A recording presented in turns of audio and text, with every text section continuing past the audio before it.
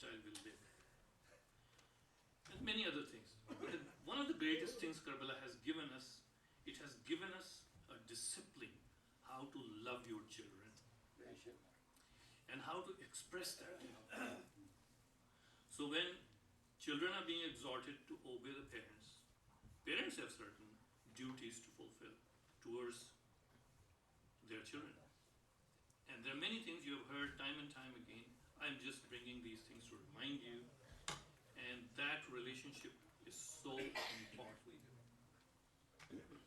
There is a line of poetry by Imam Hussain. نعرہ الصلوات اللهم صل على محمد وآل محمد. The simple translation of that line is, the house where Rabab and Sakina live is very dear to me. It's a very simple line of poetry. But try to feel the depth of love for the child and the child's mother in the heart of Imam Hussain that he expresses here.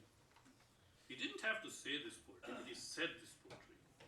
And this is a message to us. Abbas has fought a great battle, and he is at the river bank taking his last breaths, and Imam Hussain comes to his side. He says, brother, say something to me. Abbas says one thing. You know, I had promised Sakina that I will bring water, and I couldn't fulfill that promise. Please don't take my remains into the tent, because I don't want to face that little girl whom I had promised water and I couldn't. I did not fulfill my promise. This value system, a dying man, a great soldier, still remembers this 4-year-old girl and a little promise that he had made to her and he could not fulfill. This is a message to us. Make promises with your children only if you have the intention to fulfill them in memory of Karbala, martyrs of Karbala. Otherwise, you will be defeating the purpose of the martyrdom of Karbala. This message is coming from Karbala to us. Don't forget this message. With this, I leave you, and I will give it to Brother Sarfaraz, and he will make copies for you. I wish and hope that you will keep this somewhere in the house for reminders. These 7 verses of the Quran with the parents. And if you don't get it, send me an email, and I will send this document to you. Inshallah. Wa alaikum assalam. For Muhammad wa Ali Muhammad wa ba'd nare salawat. For all our regular series of majalis, for this week observing the city of Ahl Haram, and the Ahl Haram being taken through the city of Kufa and Sham. Inshallah will continue at 6 p.m. this evening. Right after the Soskhani, inshallah, the majlis will be addressed by Maulana Asad Jafri from Canada in English, followed by Maulana Asad Yawar Sahab in Urdu. So please join us for this evening's program at 6 p.m. inshallah after this majlis. And then the majlis, the series will conclude tomorrow evening at 6 o'clock. The 24th annual Shab-e-Dari organized by the Anjuman-e-Naujawan Ali Akbar will inshallah take place this coming Saturday, not this Saturday, but the coming Saturday, November 30th at Masjid-e-Ali. We have Dr. Rehan Abbas Azmi, a well-known poet from Pakistan, inshallah, will be presenting his poetry, along with prominent Noha Khans such as Mukhtar Hussain Fatehpuri, Rizwan Zaidi, Ali Azhar Rizvi, Ali Rizvi, Farzad Muswi, and Ali Kazmi will be, inshallah, presenting the Nohas. So please join them on November 30th at Masjid-e-Ali, starting at 8:30 p.m. And then finally, we have the Hussain Day that will take place on Sunday, December 8th at 1:30 p.m. at Masjid-e-Ali. That's this December 8th, Sunday, Hussain Day at Masjid-e-Ali. Please make a note of that at 1:30 p.m. Please join them for that program also. And on behalf of the management of Astana-e-Zahra, as well as the Mu'min and Mu'minat that are assembled here, we'd like to offer our heartfelt condolences and sympathies to Maulana Ali Haider Abadi Sahab and his family on the sad demise of his parents, who passed away within a matter of 7 days. His father passed away on 2nd Muharram, and 7 days later, on the 9th of Muharram, his mother passed away. We pray to Allah subhanahu wa ta'ala that He shower His blessings upon the marhumeen and place them in the highest status in Jannah. We pray to Allah subhanahu wa ta'ala that He give Maulana Sahab and his family patience to cope with this loss.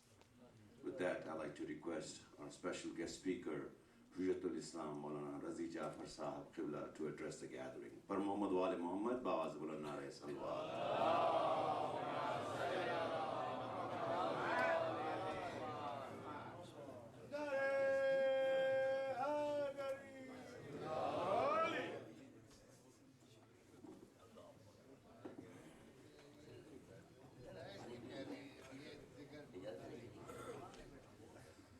Bawaz Buland Nare Salawat.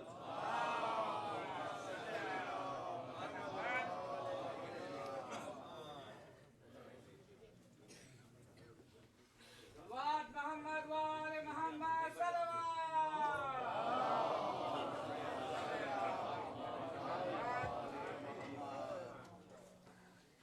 Boys بلند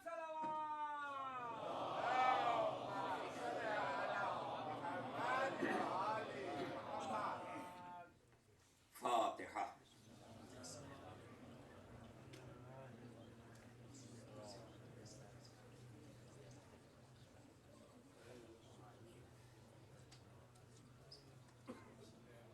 اور خصوصی سورہ فاتحہ کی التماس عالی جناب مولانا علی حیدر عبدی صاحب کے والد مرحوم اور والد مرحومہ کے لیے الفاتحہ.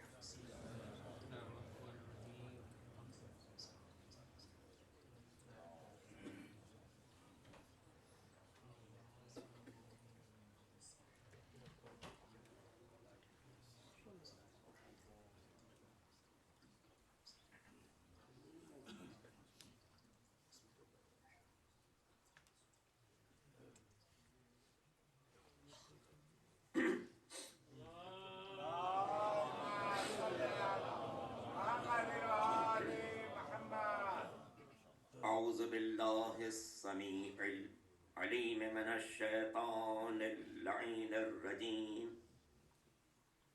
بسم الله الرحمن الرحيم.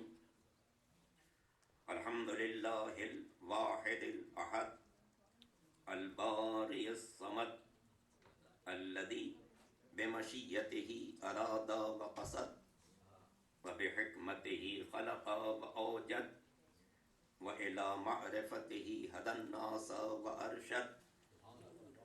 والصلاة والسلام على أول العدد السيد الأوحد والرسول المعتمد والجوهر الممرد والدر المنزل والنور المجسد أبي القاسم محمد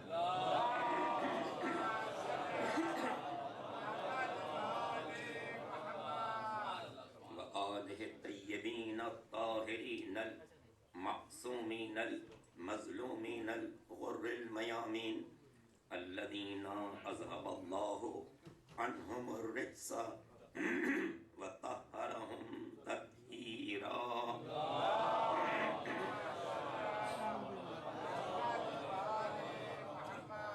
الذين فاز من اعترف بولايتهم واعتقد وخاب من أنكرها وجحد.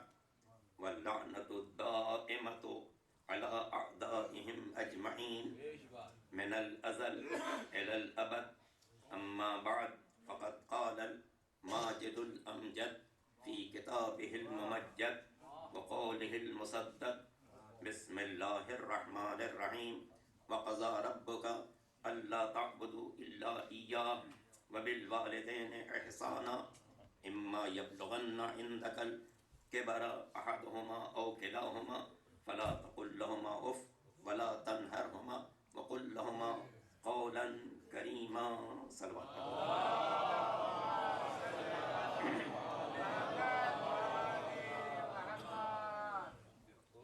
سے پہلے میں اب بہت معذرت چاہتا ہوں اپنے تمام بزرگان سے.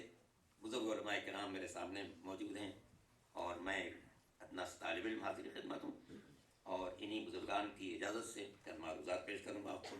قبل و کعبہ علی جناب مولانا علی حیدر عبدی صاحب جو انتہائی فضل و کمال کی مالک شخصیت ہیں, انہی کے والدین کی سال ثواب کے لیے ہم لوگ جمع ہوئے. رب کی بارگاہ میں دعا ہے کہ ان دونوں کی قبروں پر اپنی رحمت نازل فرمائے, انہیں جنت الفردوس کی بہترین نعمتوں سے سرفراز فرمائے. انہوں نے دنیا میں جتنے کار خیر انجام دیے سب کو انہیں بہترین اجر و ثواب عطا فرمائے. ہمارے مولانا صاحب کو, ان کے تمام اہل خاندان کو صبر جمیل کرامت فرمائے, اور روز محشر محمد و آل محمد کی شفاعت نصیب فرمائے. درود پڑھ لیجیے محمد و آل.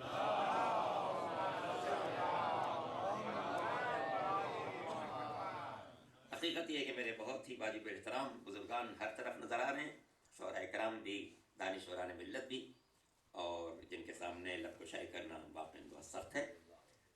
مگر چونکہ ذکر ہے ان ہستیوں کا کہ جن کا ذکر انسانیت کے شرف کی علامت ہے, تمہاری کے دو جہاز کی بارگاہ میں سب سے پہلی تو دعا یہی ہے کہ ان دونوں مرحومین کو اپنی بہترین نعمتوں سے سرفراز کرے. ہم سب کو محمد و آل محمد کے فرما برداروں میں شمار فرمائے. حسینیت کے پرچوں کو ساری دنیا میں بلند فرمائے. عزاداری مظلوم کربلا کو مزید رونق اور کامیابی عطا فرمائے. درود پڑھیے.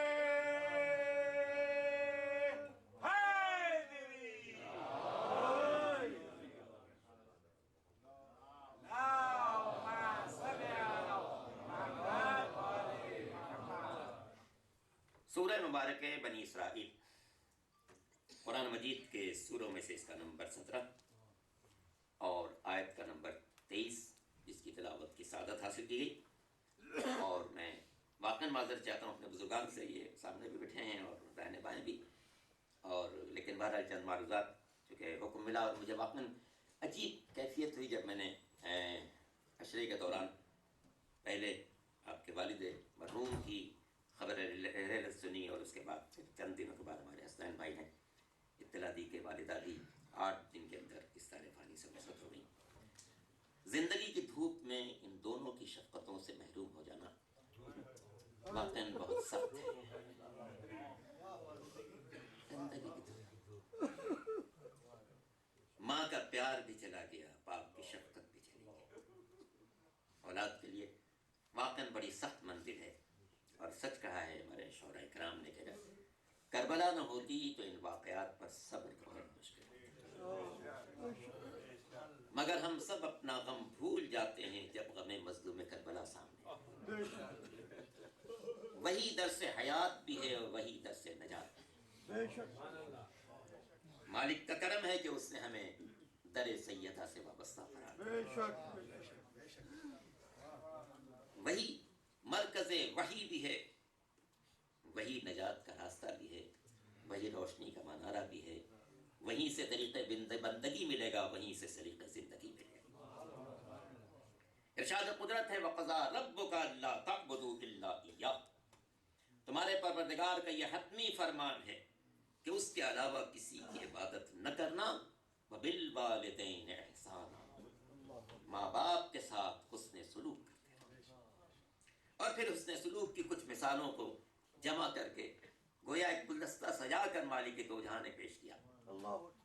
ارشاد ہوتا ہے کہ اما یبلغن عندک الکبر احدہما او کلاہما, اگر تمہارے ماں باپ میں سے دونوں یا کوئی ایک بڑھاپے کی منزل تک پہنچ جائے, فلا تقل لہما اف, ان سے کسی بات پر اف نہ کہنا. ولا تنہرہما, ان سے سخت لہجے میں گفتگو نہ کرنا. وقل لہما قولا کریما, ان کے ساتھ جب بھی بات کرنا پاکیزہ شائستہ معزز گفتگو کرنا. وقل رب ارحمہما کما ربیانی صغیرا, اور یہ عرض کرتے رہنا کہ میرے مالک ان دونوں پر اسی انداز سے رحم فرما جس شفقت و محبت کے انداز سے انہوں نے میری پرورش کی. آیت کیا ہے؟ در حقیقت گلدستہ سجایا ہے مالک دو جہاں نے کہ میرے مالک تو ان ماں باپ پر اسی انداز سے رحم فرمانا جس انداز سے میرے بچپن پر انہوں نے رحم فرمایا. قضا رب کا, تمہارے رب کا یہ حتمی فرمان کے علاوہ کسی کی عبادت نہ ہو. اور اپنی عبادت کے تذکرے کے بعد جو پہلا ذکر ہے وہ ماں باپ کے ساتھ حسن سلوک. اور صاحبان فکر و دانش کے مجمع سے میں عرض کرتا ہوں، عبادتوں میں افضل ترین عبادت نماز ہے. نماز میں ایک کام انسان کا دل انجام دیتا ہے، وہ نیت ہے. ایک کام اس کی زبان انجام دیتی ہے، وہ سوروں کا پڑھنا ہے، ذکر ہے، رکوع کا، سجود کا، تشہد کا، سلام کا. اور ایک عمل اس کے اعضاء و جوارح انجام دیتے ہیں، جن سے اٹھتا بیٹھتا جھکتا قیام و قعود کرتا ہے. عجیب انداز ہے اگر غور کریں گے. اس آیت میں مالک دو جہاں نے سب سے پہلے اپنی عبادت کا تذکرہ کیا اور پھر ماں باپ کے سلسلے میں یہ 3 منزلوں کی طرف نشاندہی کی. ایک پابندی دل پر عائد کی گئی ہے، ایک پابندی زبان پر عائد کی گئی ہے، ایک پابندی اعضاء و جوارح پر عائد کی گئی. نماز میں دل نیت کرے گا، زبان الفاظ کو ادا کرے گی، اعضاء و جوارح قیام و قعود کو انجام دیں گے. یہاں پر بھی 3 پابندیاں ہمیں نظر آتی ہیں. پہلا ارشاد یہ ہوتا ہے کہ دیکھو اگر تمہارے ماں باپ بوڑھے ہو جائیں ان سے کسی بات پر اف نہ کہنا. یہ قید بوڑھے ہونے کی صرف اس لیے ہے کہ بڑھاپے میں انسان کو اپنے اعضاء پر کنٹرول نہیں رہتا، ورنہ اگر کسی کے ماں باپ ابھی بوڑھے نہیں ہیں تب بھی وہ اپنے ماں باپ سے بے ادبی نہیں کر سکتا، کوئی ایسا لفظ نہیں کہہ سکتا جو ان کے شان کے خلاف ہو. تو پہلی پابندی زبان پر لگائی گئی کہ دیکھو اگر تمہارے ماں باپ بوڑھے ہو جائیں تو ان سے کسی بات پر اف نہ کہنا. اور جیسا کہ امام پنجم حضرت محمد باقر علیہ السلام نے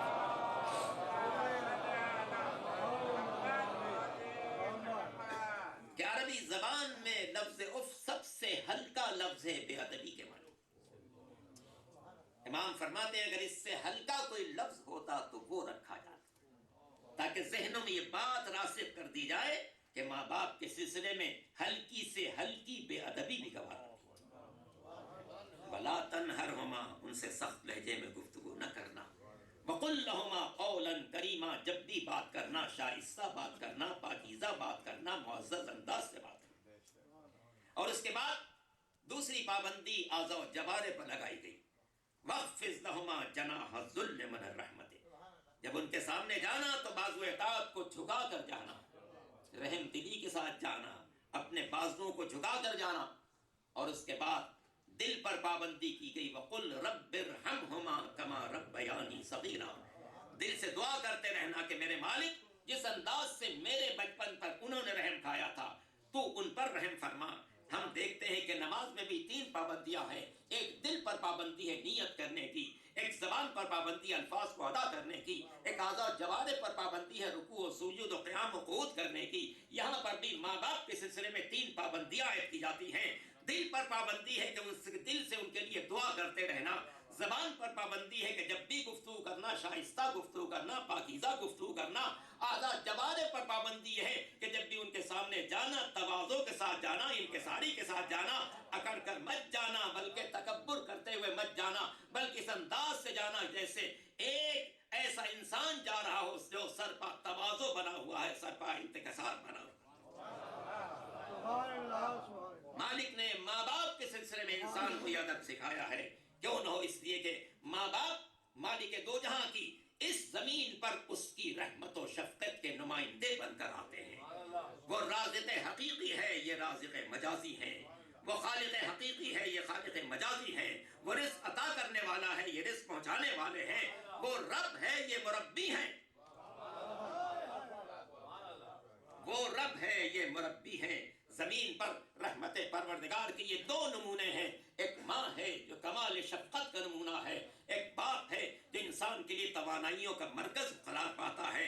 اور میں مولانا صاحب کو تعزیت کرتے ہوئے رب کی بارگاہ میں یہی التجا کر سکتا ہوں کہ جب یہ اپنی ماں کی شفقت سے بھی محروم ہو گئے، باپ کی قوت سے بھی محروم ہو گئے، اللہ تعالیٰ ان کے دل کو صبر سے بھر دے.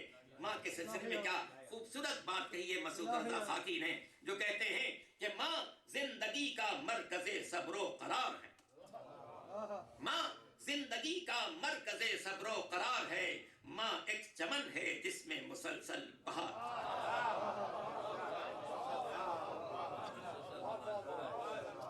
ماں ایک چمن ہے جس میں مسلسل بہار ہے.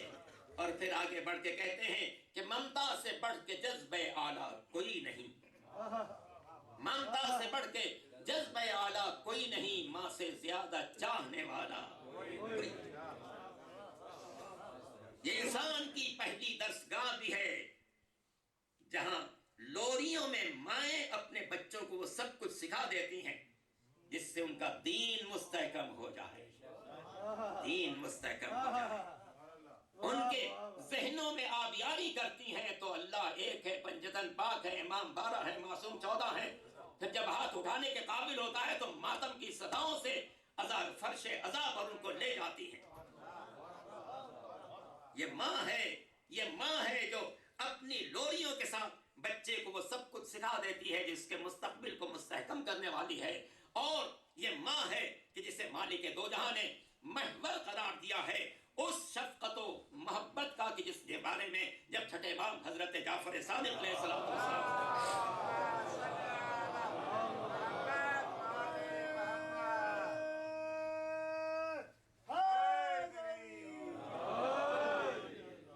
کسی نے پوچھا کہ مولا یہ ماں کے دل میں جو اولاد کی اتنی محبت ہے اس کا راز کیا ہے؟ اس کا راز کیا ہے؟ اللہ فرماتے ہیں کہ ماں کے دل میں جو اولاد کی محبت ہے یا اللہ کی رحمت کاملہ کے جزوں میں سے ایک جز. اس کی رحمت کاملہ کے جزوں میں سے ایک جز ہے جس کی بنا پر وہ کمال شفقت بن جاتی ہے اپنی اولاد کی. جب بچہ دنیا میں آتا ہے آنکھیں ہیں کسی چیز پر ٹھہرتی نہیں ہے، زبان ہے قوت گفتار نہیں ہے، ہاتھ ہیں قوت گرفت نہیں ہے، پیر ہیں چلنے کی طاقت نہیں ہے. ایسی منزل میں بچہ صرف رونے پر مجبور ہوتا. بھوک لگی تو رونے لگا، نیند آئی تو رونے لگا، بیمار ہوا تو رونے لگا، کسی تکلیف میں مبتلا ہوا تو رونے لگا. یہ ماں ہے جو اس کے رونے کو پہچانتی. یہ ماں ہے جو اس کے رونے کو پہچانتی ہے کہ اس وقت رویا ہے تو بھوک سے رو رہا ہوگا، اس وقت رویا ہے تو نیند سے رو رہا ہوگا، اس وقت رویا ہے کسی بیماری سے رو رہا ہوگا، اس وقت رویا ہے کسی تکلیف سے رو رہا ہوگا. اور پھر اس کی تکلیف کو دور کرنے کے لیے سراپا زحمت بن جاتی ہے.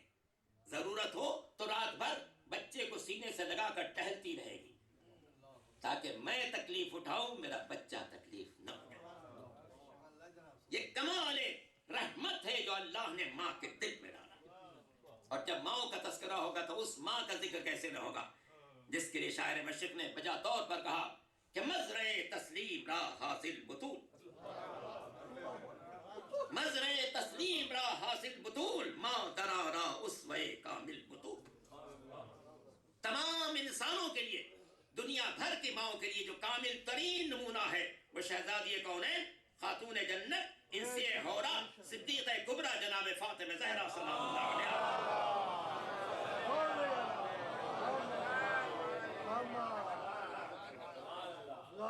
اس سے کہ پوری کائنات میں شہزادی کے علاوہ کوئی ایسی آغوش نہیں ہے کہ جس میں جو بچہ پروان چڑھے وہ یا امام بن یا محافظ امامت.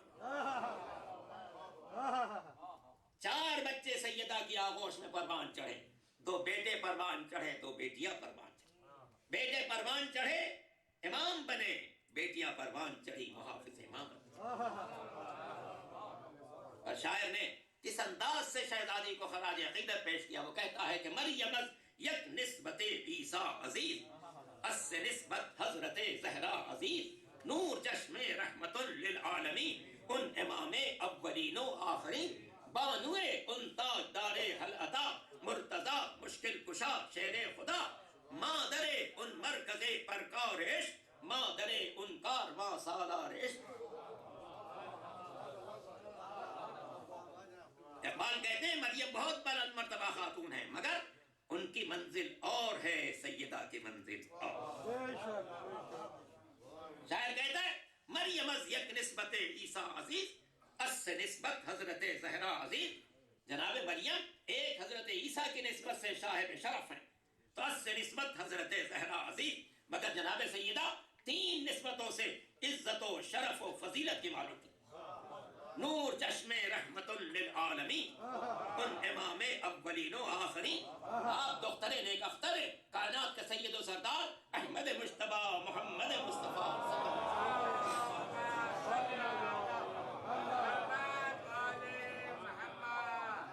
یہ پہلی نسبت. اور پھر دوسری نسبت بانوے ان تاجدار حلعتا مرتضی مشکل کشا شیر خدا.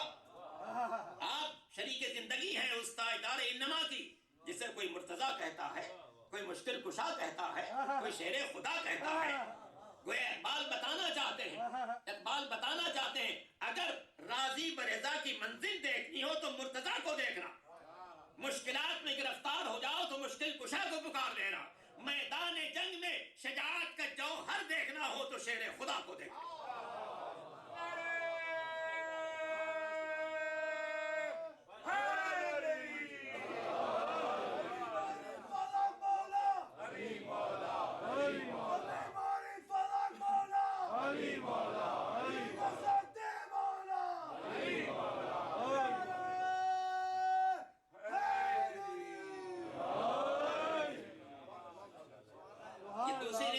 پھر تیسری نسبت مرکز پرکاش مادر ان قافلہ سالار عشق، مادر ان کارواں سالار عشق. وہ کہتے ہیں اگر عشق و محبت الہی کا کوئی کارواں بنایا جائے تو اس کا میر کارواں حسین ہے، اور اگر کوئی دائرہ بنایا جائے تو اس کا مرکزی نقطہ حسین.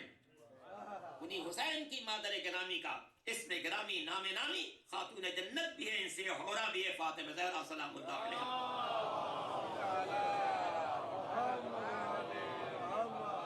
اور جب شہزادی کی بات آ گئی تو ایک بات اور عرض کرتا ہے، سرکار دو جہاں کائنات کے لیے رحمت ہے. وما ارسلناک الا رحمتا للعالمین. میرے حبیب ہم نے آپ کو پوری کائنات کے لیے صرف اور صرف رحمت بنا کر. اس کائنات میں جمادات بھی ہیں، نباتات بھی ہیں، حیوانات بھی ہیں، انسان بھی ہیں.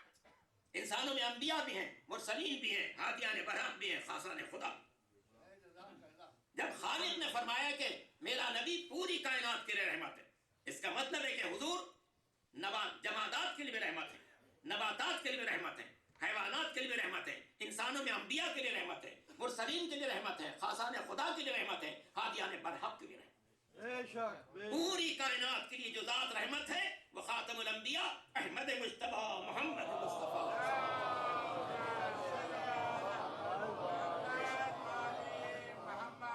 اب میں استفادہ کروں ایک حدیث سے جو ہمارے یہاں بھی معتبر ہے، برادران سنت کے بھی معتبر. سرکار نے فرمایا الولد نعمت والبنت رحمت. الولد نعمت والبنت رحمت. بیٹا نعمت ہے، بیٹی رحمت ہے. بیٹا نعمت ہے، بیٹی رحمت ہے. کوئی شخص بھی بیٹی کے پیدائش پر غمزدہ نہ ہو، افسردہ نہ ہو، خوش ہو کہ رحمت الہی میرے گھر میں آ رہی ہے.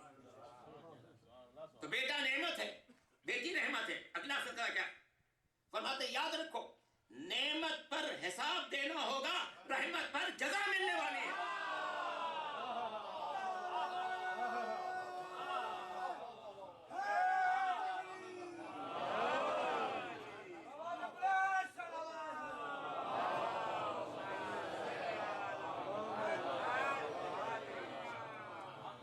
نعمت پر حساب دینا ہوگا، رحمت پر جزا ملنے والی. اب اس آیت کو حدیث سے ملا کر دیکھتے ہیں.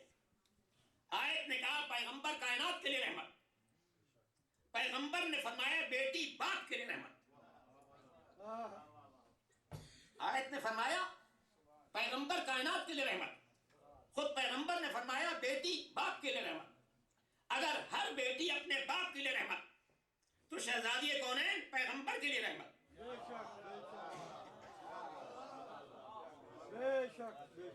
اگر ہر بیٹی اپنے باپ کے لیے رحمت تو شہزادی کونین پیغمبر کے لیے رحمت. اب آیت کو حدیث سے ملا کر دیکھتے ہیں کہ پیغمبر کائنات کے لیے رحمت، جمادات کے لیے رحمت پیغمبر کی ذات، نباتات کے لیے رحمت پیغمبر کی ذات، حیوانات کے لیے رحمت پیغمبر کی ذات، انسانوں میں انبیاء کے لیے رحمت پیغمبر کی ذات، مرسلین کے لیے رحمت पैगंबर की ज़ात, हादियान बरहक के लिए रहमत पैगंबर की ज़ात, तो पूरी कायनात के लिए जो ज़ात रहमत है वो पैगंबर की ज़ात है, और खुद पैगंबर के लिए जो ज़ात रहमत है वो खातून जन्नत जनाब फातिमा ज़हरा सलामुल्लाह अलैहा।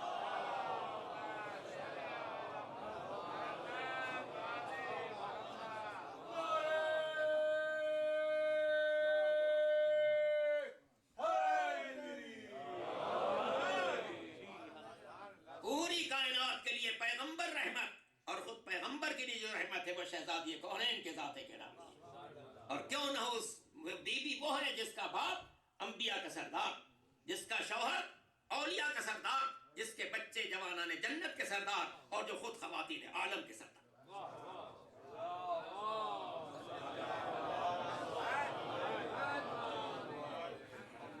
सरकार दो आलम फरमाते हैं, या अली ऊतीता सलासन लम ऊता मिस्लहम। अली तुम्हें 3 खुसूसियात ऐसी मिली हैं जैसी खुद मुझे नहीं मिली। किसी और इंसान का क्या तस्करा है। ऊतीता सलासन लम ऊता मिस्लहम, तुम्हें 3 खुसूसियात ऐसी मिली हैं जैसी खुद मुझे नहीं मिली। पहली खुसूसियत, तुम्हें फातिमा जैसी शरीक हयात मिली, तुम्हें फातिमा जैसी शरीक हयात मिली जैसी न मुझे मिली न किसी और को मिली। दूसरी खुसूसियत, तुम्हें हसन और हुसैन जैसे बेटे जैसे न मुझे मिले न किसी और को मिले, ये मेरे बेटे हैं मगर तुम्हारे जरिए से दुनिया में।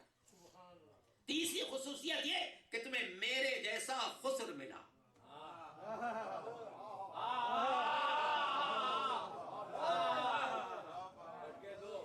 तुम्हें मेरे जैसा खुस्र मिला। अब जाहिर है पैगंबर ने ये बात किसी गोशे में चुपके से अली को बुलाकर उनके कान में नहीं कही थी कि कोई सुनने ना पाए, यार ये बात चुपके से सुन लो, ऐसा कुछ नहीं होता था। पैगंबर जो बात कहते थे मजमे आम में कहते थे। तो जब सरकार ने ये फरमाया कि अली तुम्हारी तीसरी खुसूसियत ये है तुम्हें मेरे जैसा खुस्र मिला, तो अगर कोई और साहब भी दामाद होते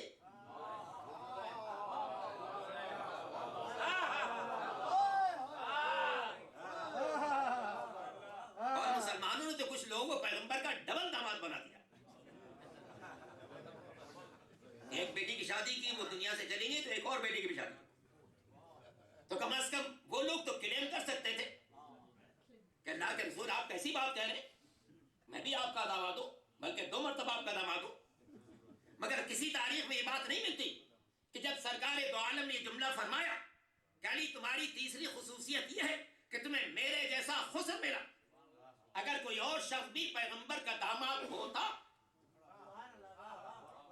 तो उसे एहतजाज करने की गुंजाइश थी, मगर पैगंबर के इस ऐलान पर किसी का कुछ न कहना इस बात की वाज़ेह अलामत है न फातिमा के अलावा कोई बेटी है न अली के अलावा कोई दामाद है।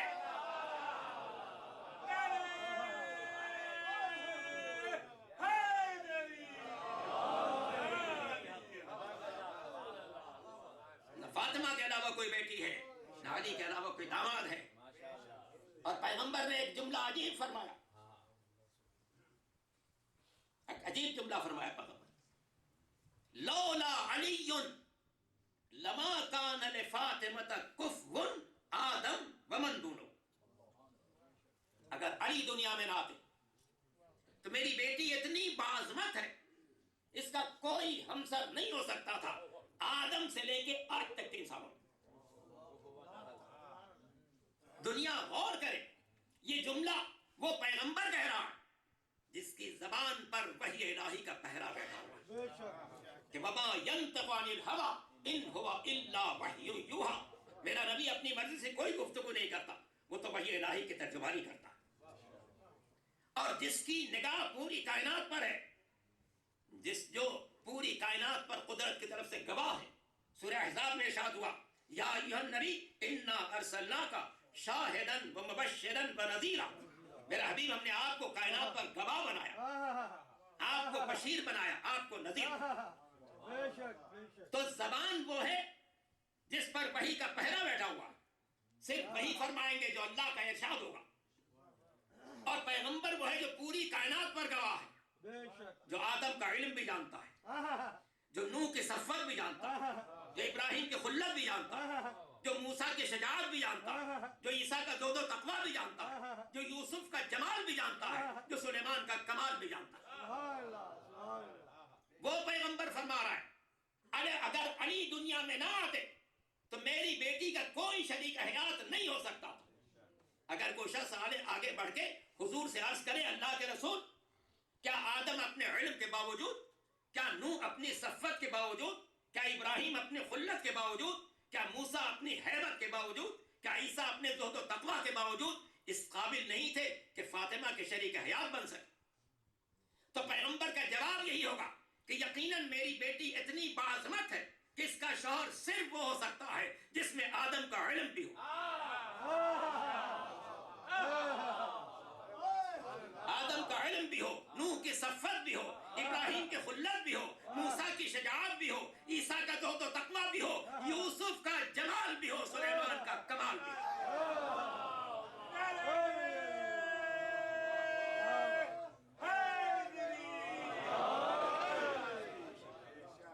اور اپنی طرف سے کوئی بات نہ کہوں، برادر اہل سنت کی بہت معتبر کتاب الریاض النظرہ فی احوال العشرۃ المبشرہ، وہ کتاب جو عشرہ مبشرہ کے حالات میں لکھی گئی، نام ہے اس کا الریاض النظرہ۔ اس میں یہ روایت موجود ہے کہ سرکار دو عالم خاتم الانبیاء احمد مجتبی محمد مصطفیٰ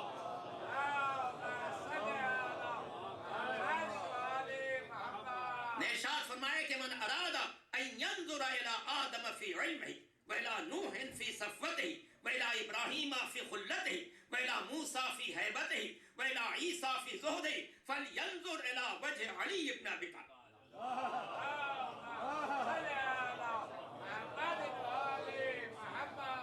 پیغمبر فرماتے ہیں جو آدم کو ان کے علم میں دیکھنا چاہے، جو نوح کو ان کی صفت میں دیکھنا چاہے، جو ابراہیم کو ان کی خلت میں دیکھنا چاہے، جو موسیٰ کو ان کی شجاعت میں دیکھنا چاہے، جو عیسیٰ کو ان کے زہد و تقویٰ میں دیکھنا چاہے، اسے چاہیے کہ علی کو دیکھے۔ اب غور کیجئے، اس آیت کا، اس حدیث مقدس کا تقاضا یہ ہے کہ جس انسان نے آدم کے زمانے میں زندگی گزاری، اس نے آدم کا علم تو دیکھا، نوح کی صفت نہ دیکھ سکا۔ جس انسان نے نوح کے زمانے میں زندگی گزاری، اس نے نوح کی صفت تو دیکھی، ابراہیم کی خلت نہ دیکھ سکا۔ جس نے ابراہیم کے زمانے میں زندگی گزاری، اس نے ابراہیم کی خلت تو دیکھی، موسیٰ کی شجاعت نہ دیکھ سکا۔ جس نے موسیٰ کے زمانے میں زندگی گزاری، اس نے موسیٰ کی شجاعت تو دیکھی، عیسیٰ کا زہد و تقویٰ نہیں دیکھا۔ جس نے عیسیٰ کے زمانے میں زندگی گزاری، اس نے عیسیٰ کا زہد و تقویٰ تو دیکھا، سابقہ انبیاء کے کمالات نہ دیکھ سکا۔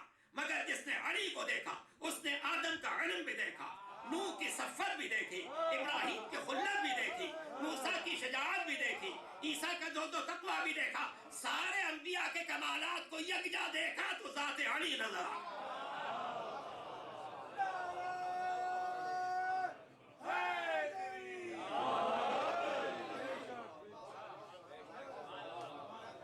سارے انبیاء کے کمالات کو یکجا دیکھا تو ذات علی نظر آ گئی۔ یہاں سے سمجھا جا سکتا ہے کہ جس نے علی کو پایا اس نے سب کچھ پا لیا، جس نے علی کو کھویا اس نے سب کچھ کھویا۔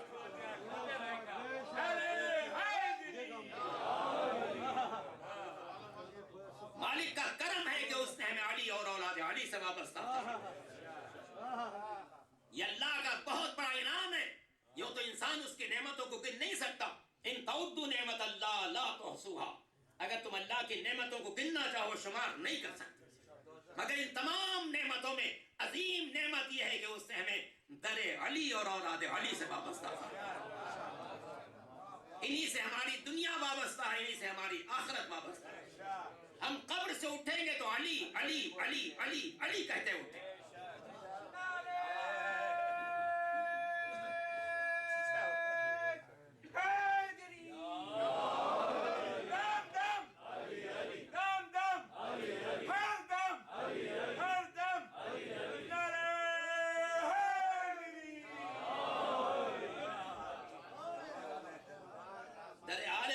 سے ہماری وابستگی بڑی قیمتی ہے، بڑی قیمتی ہے۔ کتنی اچھی بات ہمارے شاعران محترم نے اس دوران کہی کہ یہ جو دوسرے قسم کے لوگ ہیں ان کو کبھی ماتم کی توفیق نہیں ہو سکتی، اس لیے کہ رگوں میں پاکیزہ خون نہیں ہے، پاکیزہ خون نہیں ہے۔ ڈاکٹر منظور صاحب کا وہ شعر آپ کے پیش نظر رہے گا کہ طالبان میں کوئی عزادار نہیں ہے، اس لیے کہ یہ اس درد سے وابستگی طہارت چاہتی ہے، طہارت چاہتی ہے. یہ اسی کو نصیب ہوگی جسے اللہ نے جس کے قلب کا امتحان لے لیا.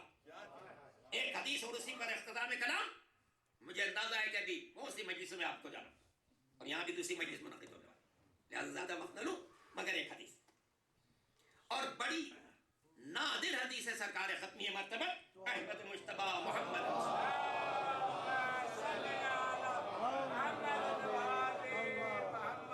بزرگ علماء کرام تشریف فرمائے. غور فرمائیے گا، سرکار فرماتے کہ علی کے فضائل کی برداشت کن لوگوں میں ہو سکتی ہے؟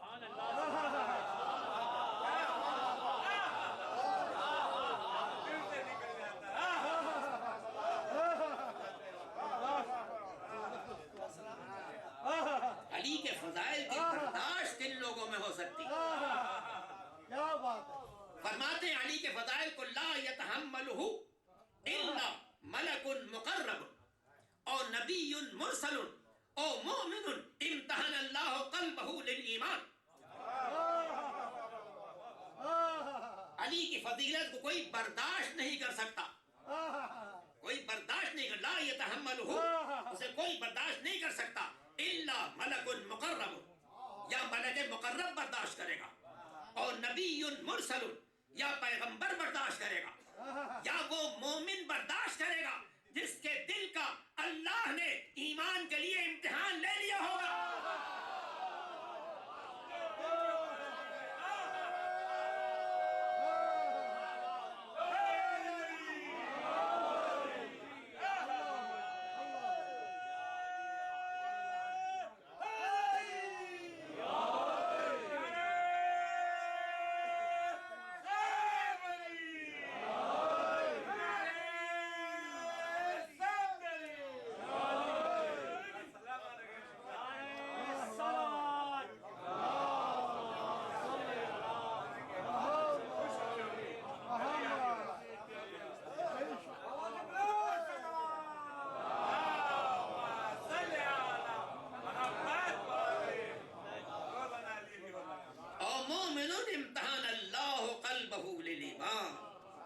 اللہ نے جس کے دل کا ایمان کے لیے امتحان لے لیا ہوگا. اب اگر مولا کے فضائل برداشت ہوں، بیان کیے جائیں اور دل برداشت کرے تو شکر ادا کرے، شکر ادا کرے کہ اللہ نے میرے دل کا امتحان لے لیا ہے. اور مومن جو مولا کے فضائل کو برداشت کر لے وہ یہ غور کرے کہ اللہ نے اسے کس صف میں رکھا ہے، کس صف میں رکھا ہے. کہ علی کے فضل کو کوئی برداشت نہیں کرے گا، یا ملک مقرب برداشت کرے گا، یا نبی مرسل برداشت کرے گا، یا وہ مومن برداشت کرے گا جس کے دل کا اللہ نے امتحان لے لیا ہے. تو گویا وہ مومن جس کے دل کا اللہ نے امتحان لے لیا وہ اس صف میں ہے جو ملائکہ کی صف ہے.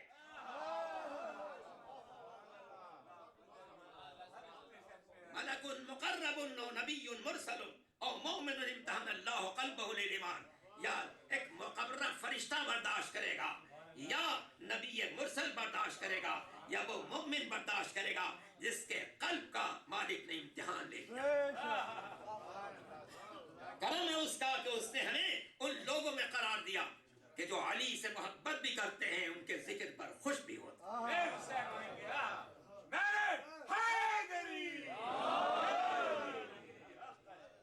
یہ مالک کا وہ کرم ہے جس میں کوئی دنیا کا انسان ہم سے ہمسری کا دعویٰ نہیں کر سکتا، ہمسری کا دعویٰ نہیں کر سکتا. اس نے کہا دین کا جو چراغ زندہ ہے وہ علی اور اولاد علی کی بنا پر زندہ ہے. ان کی قربانیاں نہ ہوتی، نہ مسجدیں ہوتی، نہ ان میں اذانیں ہوتی، نہ محرابیں ہوتی، نہ ان میں سجدے ہوتے، نہ قرآن ہوتا، نہ اس کی تلاوت ہوتی. سب کچھ باقی ہے غریب اور مظلوم کربلا کی بنا، اس تواصل رسول کی بنا پر جو صبح سے لاشیں اٹھا رہا، صبح سے لاشیں اٹھا رہا، دوستوں کے لاشیں اٹھائے، ساتھیوں کے لاشیں اٹھائے، भतीजों के लाशें उठाए, भांजों के लाशें उठाए, कड़िया जवान का लाशा उठाया। ऐ इब्राहिम, ऐ खलील खुदा, आपने अपने बेटे को मिना की जमीन पर लिटाया था, आंखों पर पट्टी लपेट ली थी, इसलिए कि बूढ़े बाप से जवान का लाशा देखा न जाता।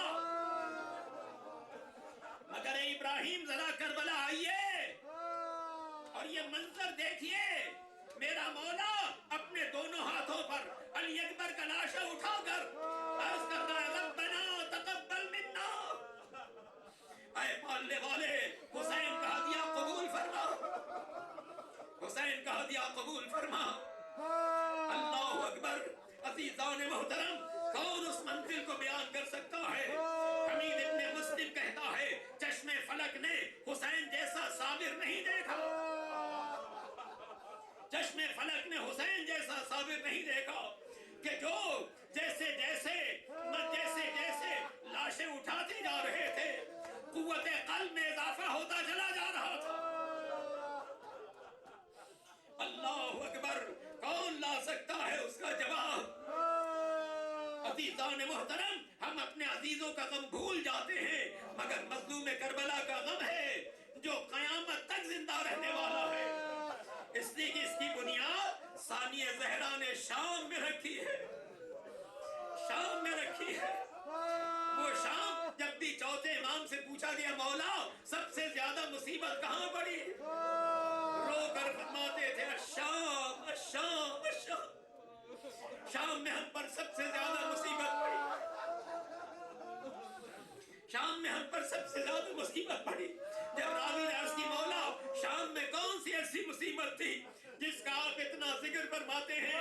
फरमाया, इससे बड़ी मुसीबत क्या होगी, मोहम्मद की नवासियां, अली और फातिमा की बेटियां बाजुओं में रस्सी बंधी थी। अल्लाहु अकबर। जिसकी माँ का जनाजा रात की तारीकी में उठाया गया, जिसकी माँ का जनाजा रात की तारीकी में उठाया गया हो। अल्लाहु अकबर। मौलाना साहब को मैं ताज़ियत पेश करता हूँ, उनके वालिद की भी, उनके वालिदा की भी। शहजादी कौनैन जब दुनिया से जाने का वक्त आया, मौला से जो वसीयतें फरमाई, उनमें ये वसीयत भी थी, या अली आप ही मुझे गुस्ल दीजिएगा, मुझे कफन पहनाइएगा, मेरी नमाज़े जनाजा अदा कीजिएगा, और रात की तारीकी में मुझे सुपुर्दे नहर कर दीजिएगा। मेरे मौला ने हस्बे वसीयत शहजादी को गुस्ल दिया, कफन पहनाया, नमाज पढ़ी और इंतजार किया रात की तारीकी का। जब रात अच्छी तरीके से तारीक हो गई तो मेरे मौला बनी हाशिम के गिने चुने अफराद के कानों पर कायनात की शहजादी का जनाजा लेकर चले। तारीखों में मिलता है जनाजा चला जा रहा था, पीछे पीछे बनी हाशिम के गिने चुने अफराद थे। एक मर्तबा मेरे मौला ने देखा एक छोटी सी बच्ची, एक छोटी सी बच्ची सियाह चादर में मलबूस चुपके चुपके रोती हुई जनाजे के पीछे आ रही है। अमीरुल मोमिनीन ने हसन मुज्तबा से फरमाया, बेटा जनाजा रोक दो, बेटा जनाजा रोक दो, ज़ैनब को घर पहुंचा दो, ज़ैनब को घर पहुंचा दो। इसलिए कि अली को ये गवारा नहीं, ज़ैनब मेरी जिंदगी में घर से बाहर निकले। मेरा दिल चाहता है अपने मौला से अर्ज करूं, ऐ मेरे मौला, ऐ मेरे मौला, ये मदीना है, माँ का जनाजा है, ज़ैनब कमसिन है, सियाह चादर में मलबूस है, रात की तारीकी है, आपको गवारा न हुआ, ज़ैनब घर से बाहर निकले। ऐ मेरे मौला 61 हिजरी में जरा करबला आइए, जरा करबला आइए और ये मंजर देखिए, ज़ैनब के सर से चादर छीनी जा रही है, ज़ैनब के सर से चादर छीनी जा रही है। चौथे इमाम से जब भी कोई मिलता था वाक़े करबला के बाद, तो मेरे मौला को रोता हुआ पाता था, रोता हुआ पाता था। रावी ने अर्ज़ की, मौला कब तक रोइएगा, कब तक रोइएगा? इमाम ने फरमाया, तुमने इंसाफ नहीं किया। याकूब के 12 बेटों में से, याकूब के 12 बेटों में से एक बेटा नजरों से दूर हो गया था, इतना रोए आंखें सफेद हो गई। میرے سامنے تو 18 جوانان بنی ہاشم ایک دوپہر میں شہید کر دیے گئے، میں کیسے نہ رو؟ راوی نے عرض کی مولا یہ سچ ہے، مگر یہ بھی تو سچ ہے شہادت آپ کی میراث ہے، شہادت آپ کی میراث ہے۔ بس یہ جملہ سننا تھا، میرے امام نے سینے پر ہاتھ رکھا، بلند آواز سے رونے لگے، بڑی دیر تک میرا چوتھا امام روتا رہا۔ راوی نے عرض کی مولا اگر مجھ سے کوئی گستاخی ہو گئی ہو تو میں معذرت چاہتا ہوں، معذرت چاہتا ہوں۔ امام نے فرمایا نہیں، تم نے گستاخی تو نہیں کی، مگر مجھے ایک بات یاد آ گئی، تم نے سچ کہا، شہادت ہماری میراث ہے۔ میرا دادا علی مرتضی شہید ہوا، میرا چچا حسن مجتبی شہید ہوئے، میرا بابا شہید ہوا، کربلا کے جوانان شہید ہوئے۔ اے نرحال، شہادت ہماری میراث ہے، مگر کیا یہ بھی ہماری میراث تھی؟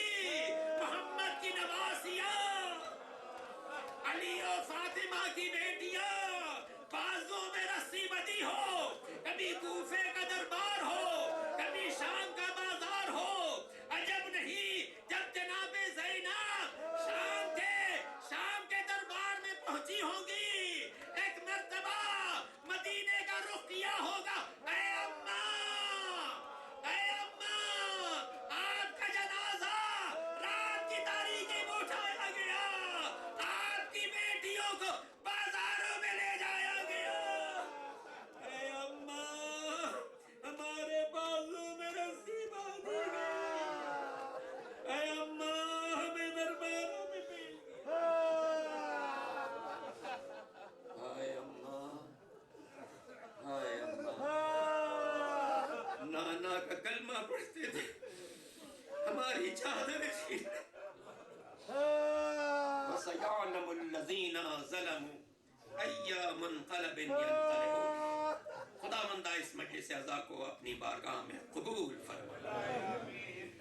حجت الاسلام مولانا علی حیدر عابدی صاحب کے والدین کے درجات بلند فرما، انہیں جنت الفردوس کی نعمتوں سے سرفراز فرما، حاضرین کو ان کی جملہ حاجات میں کامیابی عطا فرما، ہم سب کو محمد و آل محمد کے فرما برداروں میں شمار فرما، حسینیت کے پرچم کو ساری دنیا میں بلند فرما، مقامات مقدسہ کی حفاظت فرما، شام میں ثانی زہرا جناب زینب کبریٰ کے روضے کی حفاظت فرما، دشمنوں کے شر سے اس کو محفوظ فرما، ظاہرین کے لیے آسانیاں فراہم فرما۔ اے میرے مالک، تجھے واسطہ ہے محمد و آل محمد کا، جنت البقیع اجڑ چکا ہے، شام نہ اجڑنے پائے، ثانی زہرا کا مزار نہ اجڑنے پائے۔ اے میرے مالک، تجھے واسطہ ہے محمد و آل محمد کا، ہم سب کو محمد و آل محمد کے فرما برداروں میں شمار فرما، عزاداری مظلوم کربلا کو مزید رونق اور کامیابی عطا فرما، ہم سب کو اس دنیا میں رہتے ہوئے سرکار سید الشہداء کی زیارت نصیب فرما، اور روز قیامت ان کی شفاعت نصیب فرما۔ آخر میں سورہ مبارک فاتحہ کی ایک بار پھر التماس ہے عالی جناب مولانا صاحب کے مرحوم والدین کے لیے۔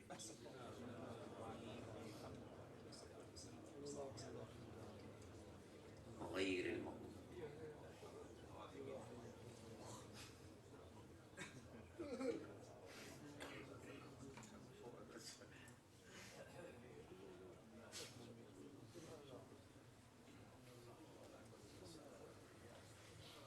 اللهم اغفر للمؤمنين والمؤمنات والمسلمين والمسلمات الأحياء منهم والأموات، تابع بيننا وبينهم بالخيرات، إنك مجيب الدعوات، إنك على كل شيء قدير، برحمتك يا أرحم الراحمين۔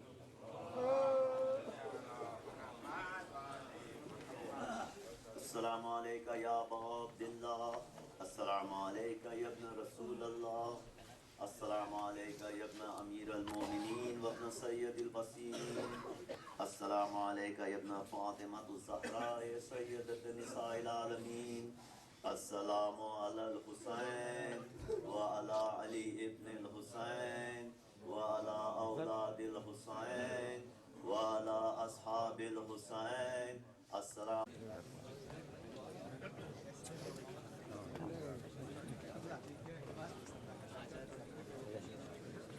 ایمان بھی تازہ ہو گیا، طبیعت بھی کیا اچھی تھی، پہنچا دیں گے، پہنچا دیں گاڑی بھی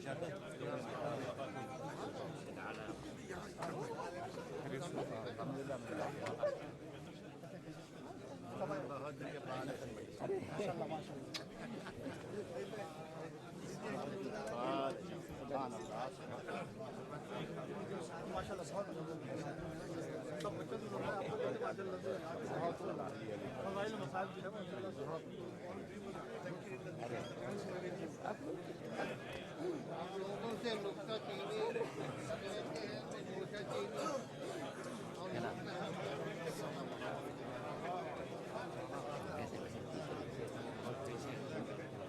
कैसे हैं भाई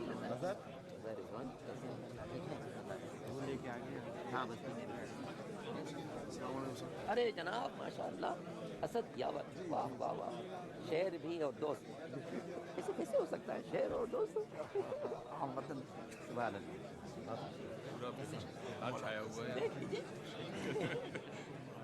शेर बैठ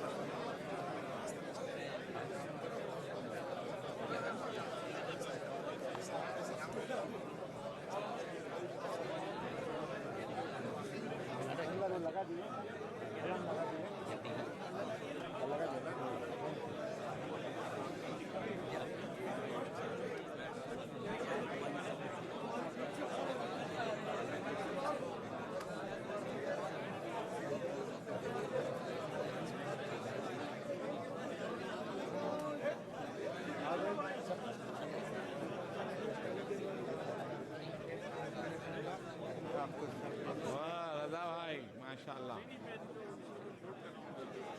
अल्लाह यारी मजा आ रहा हूँ शाम में आ रहा हूँ बैठो खाए